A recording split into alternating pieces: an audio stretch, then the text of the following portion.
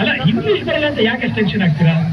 ಇಲ್ಲಿರೋ ಎಷ್ಟೋ ಜನ ಕನ್ನಡನೇ ಮಾತಾಡೋಕ್ ಬರಲ್ಲ, ನಿಮ್ಗೆ ಇಂಗ್ಲಿಷ್ ನಾನು ಹೇಳ್ಕೊಡ್ತೀನಿ. ಚೆನ್ನಾಗೇ ಇದೆ.